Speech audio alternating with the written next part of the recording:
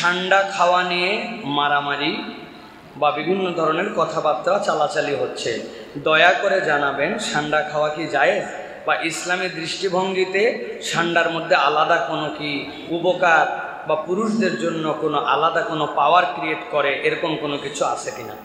প্রিয় ভাইরা, প্রথম কথা হচ্ছে যে ষান্ডা যেটা আমরা দেখি, এই ষান্ডা হচ্ছে একটা প্রাণী এবং এই প্রাণীটা হচ্ছে মরুভূমি বেস একটা প্রাণী।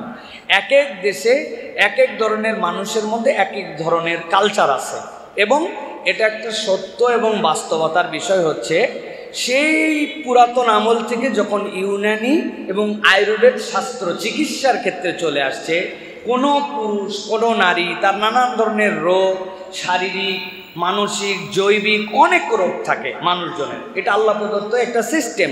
তো এইগুলাকে ডেভেলপ করার জন্য এক এক দেশের মানুষ এক এক ধরনের কাজ করেছেন, এক এক ধরনের চিকিৎসা পদ্ধতি নিয়েছেন। নবী করিম সাল্লাল্লাহু আলাইহি ওয়াসাল্লামের কাছে এসে জিবরাইল আমিন বললেন, ইয়া রাসূলুল্লাহ আলাইকা বিল হিজামা, আপনার জন্য হিজামাকে দেওয়া হলো।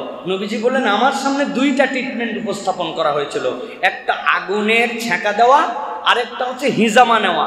আমি হিজামাকে পছন্দ করে নিয়েছি। হিজামা মানে কাপিং থেরাপি, এটা সেই যুগের ট্রিটমেন্ট। চাইনিজ এই অঞ্চলে বিভিন্ন ধরনের ট্রিটমেন্ট আছে, আকুপাঞ্চারের ট্রিটমেন্ট আছে। এই অঞ্চলের মানুষ পুরুষত্ব বৃদ্ধির জন্য জিনসিন সহ বিভিন্ন কিছু গ্রহণ করে, কিন্তু আরবের ট্রেডিশন ছিল এই ষান্ডাকে তারা মনে করত শক্তিশালীতার প্রতীক এবং এটাকে তারা বিভিন্নভাবে ট্রিটমেন্টে ব্যবহার করত। এখন প্রথম কথা হচ্ছে যেটা জায়েজ না জায়েজ, হ্যাঁ জায়েজ, এটা আপনি গ্রহণ করতে পারেন। হারামের তালিকাটা এবং তার ক্রাইটেরিয়াটা রাসূলুল্লাহ সাল্লাল্লাহু আলাইহি ওয়াসাল্লাম বর্ণনা করে দিয়েছেন। আপনার পছন্দ হোক না হোক এটা আপনার বিষয়, কিন্তু জায়েজ না জায়েজ আপনি আমি নির্ধারণ করতে পারবো না।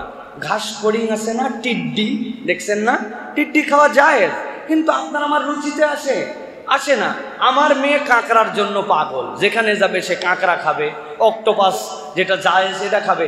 আমি তো এইগুলোর থেকে ওই টেবিল আলাদা করে দিই, তুই ওই টেবিলে খাবি আমি এই টেবিলে খাবো, এটা আমি খাইতেই পারি না, জায়েজ। এটা আপনার রুচি বা অরুচির ব্যাপার। কারণ ষান্ডা যেটা বাংলাদেশের ষান্ডা একটু ভিন্ন কারণে হিট করছে, এটা আপনারা জানেন। সেই বিষয়ের কথা আমরা বলতে চাই না বা এখানে প্রাসঙ্গিক না। প্রশ্ন যেহেতু আসছে খাওয়া জায়েজ বা না জায়েজ, আপনি যদি মনে করেন যে এই প্রক্রিয়ায় খেলে জায়েজ এবং হালাল হবে, সেটা আপনি খেতে পারেন। তবে আমাদের দেশের মানুষের কাছে এটা অ্যাভেলেবলও না বা আমাদের দেশের মানুষের জন্য এটা অতটা প্রয়োজনীয় নয়। অতএব প্রিয় ভাইয়েরা, এই বিষয়ে আমাদের জন্য মতামত হচ্ছে যে এই প্রাণী যারা খান বা যারা ব্যবহার করেন এটা নাজায়েজ বা হারাম নয়, ব্যবহার করতে পারবেন। কিছুদিন আগে দেখেছিলাম একটা মেয়ে তার বাবাকে কুপিয়ে হত্যা করলো। আমার জিজ্ঞাসা হচ্ছে আমাদের সমাজটা এতটুকু অধপতিত হচ্ছে কেমনে? এ বিষয়ে আলেম ওলামা বা অভিভাবকদের কি কোনো দায়িত্ব নাই? প্রিয় ভাইয়েরা, প্রথম কথা হচ্ছে সমাজ যেই ধারায় চলে, ওই সমাজে যখন এমন কিছু আসে যেইটা তার সমাজের বৈচিত্র্যকে নষ্ট করে দেয়, স্বকীয়তাকে নষ্ট করে দেয়, তখন কিন্তু সমাজের মধ্যে নানান ধরনের এরকম অনাচার হয়, নানান ধরনের অজাচার হয়। যেই বাচ্চা যেই কালচার নিয়ে বড় হচ্ছে, ওই কালচার কিন্তু তার প্রতি অনেক বড় এফেক্ট পড়ে। আমরা অনেক সময় বলি ল্যাঙ্গুয়েজ কালচার নিয়ে আসে। ইংলিশ মিডিয়াম স্কুল আছে না, নানান স্কুল আছে না, এই স্কুলগুলিতে ল্যাঙ্গুয়েজ শেখানো হচ্ছে, যেটা ল্যাঙ্গুয়েজের সাথে কালচার আসে। কিভাবে? ক্যামব্রিজের একটা বইয়ের মধ্যে কোনো একটা উদ্দীপক দেওয়া হয়েছে, কোনো একটা গল্প দেওয়া হয়েছে, সে তো নবী রাসূলের গল্প দিবে না, সাহাবীর গল্প দিবে না, সে তার সমাজের যেরকম গল্প সেই গল্পটা আমাকে দিচ্ছে। এটা বলার উদ্দেশ্য ভাই, আমাদের এই জেনারেশনে আমরা যেইগুলাকে নর্মালাইজ করার জন্য চেষ্টা করতেছি, এর একটা হচ্ছে LGBTQ, 2 নম্বর ইসলামিক সংস্কৃতি যেগুলো আমাদের পারিবারিক ঐতিহ্য, এইগুলোর কোনো মূল্যায়ন নাই। 3 নম্বর আমাদের শিক্ষা সংস্কৃতিতে ইসলামিক আদর্শ মূল্যবোধকে বাধ্যতামূলক করা, এইগুলো আমাদের কালচারের মধ্যে নাই। আমরা নানান সংস্কারের কথা বলে বলে আমরা নিজেদেরকে উন্মোচিত করে দিচ্ছি। এইগুলা বাচ্চা কাচ্চা যারা বাপ মার সাথে জোরে কথা বলার নির্দেশনা নাই, সেখানে হত্যা করার মতো উদ্যত কেমনে হলো না? নিশ্চয়ই এর পিছনে কিন্তু আছে। শুধু বাচ্চাকেও দায় দিতে পারবেন না, শুধু সমাজকেও দায় দিতে পারবেন না। সামাজিক জীব হিসাবে Islam is the complete code of human life হিসাবে এটা একটা পারস্পরিক দায়িত্বশীলতার জায়গা।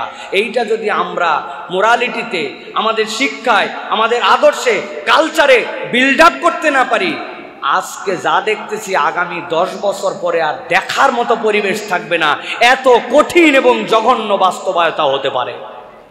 সতর্ক হতে হবে প্রিয় ভাইয়েরা।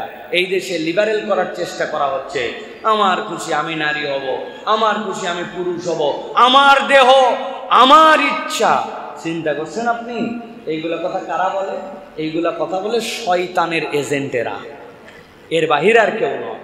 অতএব এইগুলার থেকে আমাদেরকে সতর্ক হতে হবে। সাথে সাথে পিতামাতা, অভিভাবক, তাদের জন্য দায়বদ্ধতা আছে। আপনি যদি আপনার দায়বদ্ধতাকে এড়িয়ে যান, আল্লাহ রাব্বুল আলামিনের কাছে আপনার কাছে জবাবদিহি করতে হবে, দুনিয়াতেও আপনাকে আমাকে ভিকটিম হতে পারে। এই জন্য প্রিয় ভাইয়েরা, প্রত্যেকটা পরিবারে সতর্ক হন, বাচ্চাদের ব্যাপারে এখন থেকে কনসাস হন।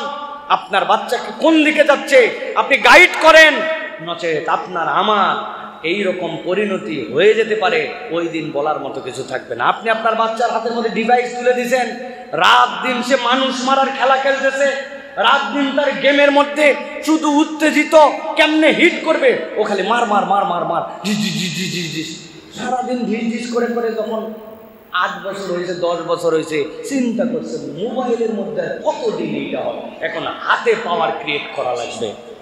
হতে পারে কিনা ভাই? হতে পারে কিনা? দিস ইজ চাইল্ড সাইকোলজি, আমার কথা নয়। ক্যামব্রিজ ইউনিভার্সিটি 13 বছর গবেষণা করছে, গবেষণা করে তারা দেখিয়েছে বাচ্চারা শেখে যেটা, তার অন্যতম হচ্ছে সে মানুষের যেই অ্যাক্টিং, মানুষের যে বাস্তব তার চরিত্রায়ন, মানুষ যে মডেলিং করে, ওই মডেলিং থেকে বাচ্চারা সবচেয়ে বেশি শেখে। কেবল শেখে না, ব্রেনের মধ্যে এমনভাবে গেঁথে যায়, তার সুপ্ত বিকাশের সময় ওইগুলো আউটপুট হিসাবে আসে। কি দিয়ে শিখে বলেন না? মডেলিং। বলেন, মনে রাখবেন নবী করিম সাল্লাল্লাহু আলাইহি ওয়াসাল্লাম ওয়াজ এ গুড মডেল। সিজদা থেকে উঠেন না, তার নাতি কাঁধের মধ্যে শুয়ে আছে এই জায়গায়, নবীজি বলছেন ও ঘোড়া চালাচ্ছিল, তো আমি চাইনি এত তাড়াতাড়ি ওঠার জন্য, তোমরা মনে কিছু করো না। হুসাইন রাদিয়াল্লাহু তাআলার জন্য ঘোড়া হয়ে ঘুরছেন, মদিনার শিশু হাত ধরে টেনে নিয়ে চলে গেছে, শিশু হয়ে গেছেন তার সাথে। আনাস রাদিয়াল্লাহু তাআলা বলছেন 10 বছর থেকেছি, নবী বলেন নাই করলি কেন এটা, করলি না কেন এটা, কেমনে? তিনি তার মধ্যে দীক্ষা দিতে পারছিলেন। আপনি আমি কি মডেল সন্তানের জন্য? হ্যাঁ, আপনি আমি মডেল হতে পারছি কি? হিসাব করেন, বউরে যেমনে গালাগালি করে, ও যে এখন পর্যন্ত বাপরে হারামজাদা বলে নেই তো বেশি বলার তো কথা। কারণ তার বউয়ের সাথে যে আচরণ, দোকানদারের সাথে যে আচরণ, পড়োশির সাথে যে আচরণ, ও তো দেখে। বাপ সন্তান মিলে এক নোংরামো দেখতেছে এক টিভির মধ্যে বসে, যেটা তাকানো যায় না। ওকে স্বাভাবিক করে দিয়েছেন, কোলের মধ্যে নিয়ে ভাত খাওয়াচ্ছে আর নাটক দেখতেছে, এমন নোংরা জিনিস যেটা অ্যাডাল্ট 2জন মানুষও দেখতে পারে না। আপনি কি কালচার দিয়ে বড় করতেছেন? This is very important. Value, morality, সমাজের যে বাস্তবতা, আমাদের বাঙালিরও অনেক চরিত্র আছে, সেইগুলোর বাহিরে আমরা চলে যাচ্ছি। আমরা অতিথি পরায়ণ, অপরের খোঁজ খবর নেওয়ার মানুষ, সব কর্নারের মানুষ, মানুষের বিপদে আগায় যাওয়ার মানুষ, কখনো নিজে বেঁচে যাবো এরকম টেন্ডেন্সি আমাদের মধ্যে নাই। আমরা অত হার্ডকোর লাইফ লিড করি না। আমাদের একটা সভ্যতা আছে না, আমাদের নিজস্ব একটা কালচার আছে না, আমরা ওইগুলোর বাহিরে চলে যাচ্ছি। অনেক দীর্ঘ করে ফেললাম, কিন্তু অনেক কিছু বললাম, যেগুলো একটু বাসায় যে যাদের সন্তান আছে, নাতি নাতনি আছে, এগুলোকে মিলায় দেখার জন্য চেষ্টা করবেন। আল্লাহ আমাদের বোঝার তৌফিক দান করুন।